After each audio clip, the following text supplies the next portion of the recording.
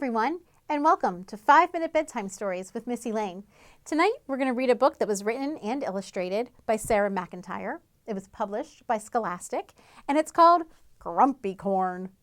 I'm going to dedicate it to my friend Harper, who I know loves unicorns.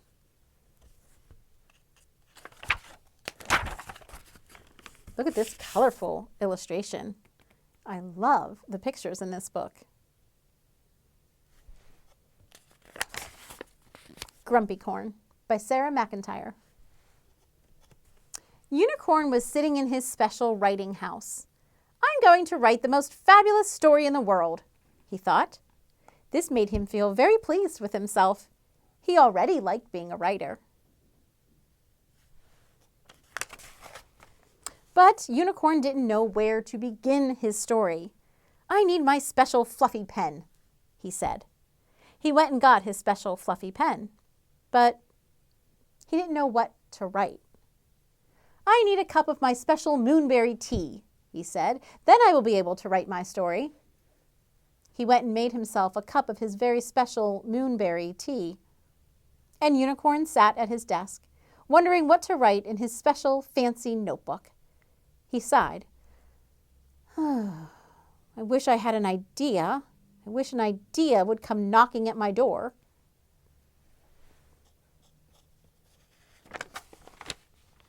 But Narwhal knocked instead. What are you doing, Unicorn? Oh, I'm busy writing the most fabulous story in the world, said Unicorn.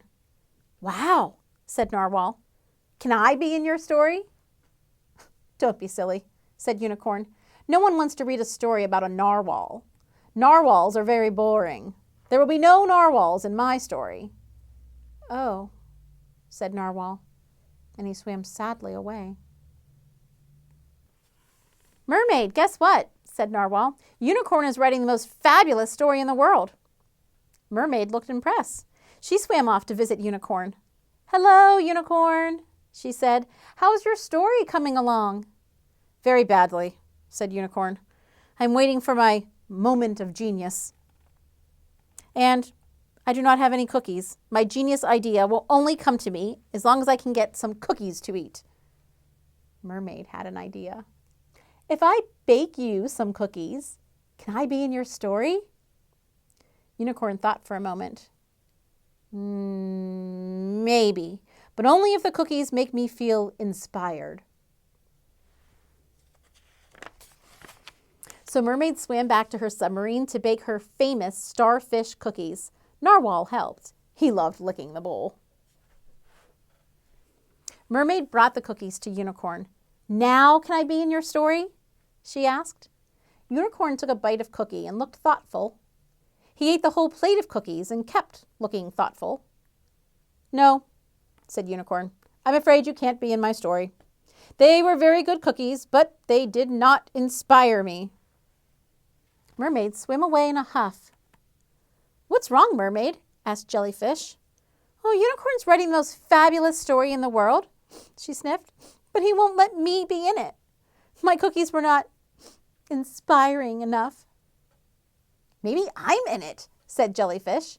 Everyone loves jellyfish. She wriggled with excitement and swam off to visit Unicorn.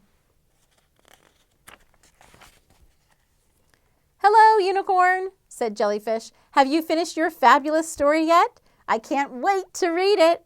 Is there a jellyfish in it?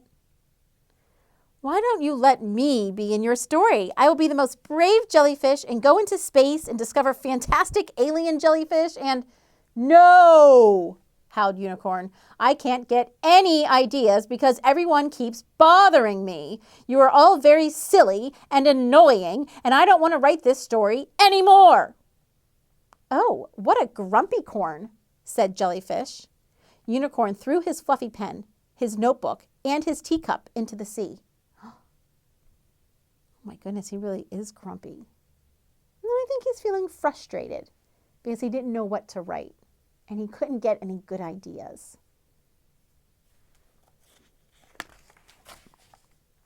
They sank down and drifted on the ocean currents. Look, said Mermaid, it's the most fabulous story in the world.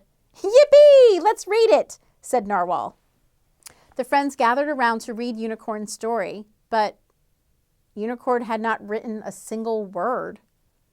"Oh, poor Grumpy Corn," said Mermaid. "I wish we could help." "I have an idea," said Narwhal. Once upon a time, a unicorn tried to write the most fabulous story in the world. "He was visited by a world-famous baker," said Mermaid. "And the bravest jellyfish in the ocean," said Jellyfish. "And the cleverest narwhal in the whole universe," agreed Narwhal. Are they helping him to write his story? Yeah, and they're putting themselves as characters in the book. Maybe that's a good idea. Maybe that will work. A few hours later, Unicorn arrived, carrying a big flat box.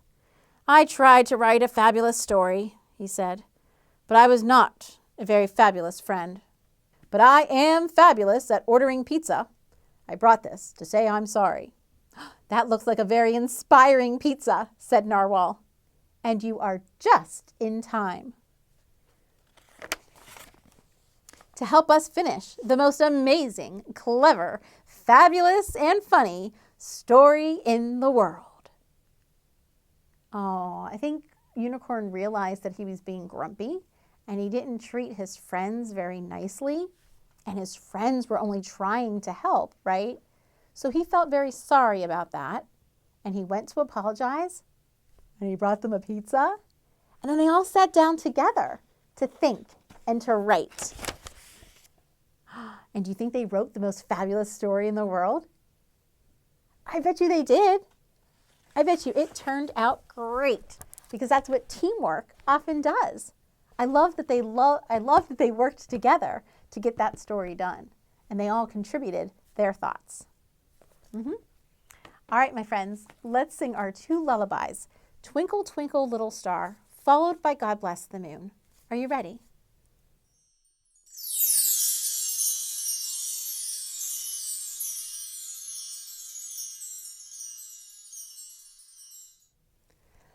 Twinkle, twinkle, little star, how I wonder what you are. Up above the world so high, like a diamond in the sky. Twinkle, twinkle, little star, how I wonder what you are. Very good singing at home. Now sing the moon song with me.